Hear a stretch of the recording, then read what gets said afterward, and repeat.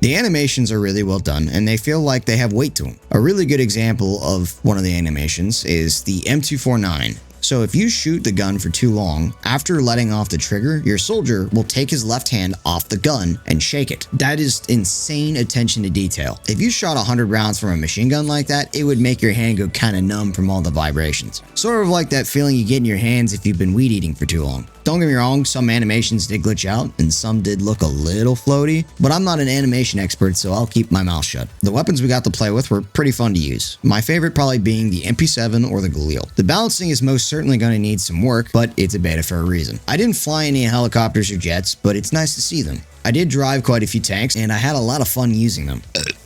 I might have a pretty biased opinion on this since I'm main engineer, but I didn't ever really feel like any of the vehicles were way too powerful. At first, I thought the helicopters were going to be broken, but to my surprise, they actually weren't all that bad. However, that should be taken with a grain of salt because there were tons of new players on the beta. Vehicles most certainly haven't seen their full potential yet, so the jury's still out on that one. I like what I've seen from the vehicle balancing though. The movement is another topic that you'll see later in the video, but I wanted to briefly mention that it felt okay. And it ended up being pretty useful in a lot of different situations. I didn't dolphin dive all that much, but I honestly forgot about dolphin diving until the end of the beta. The weapon customization is a nice change for Battlefield. It's more in depth than previous games, and I'd like to see them play around with it a little more. I was also happy to not see mortars return, but they'll probably be in the full release if I had to guess. I don't personally like mortars in Battlefield. They're annoying to die to. It's not a very skilled way to play the game, and it's extremely accessible. Anybody and everybody can do it if they want to. It's not like vehicles where they're limited. Unless they can find a way to not making a breeding ground for mortards, I would prefer them to exclude them, which might be a controversial take, but it's my opinion.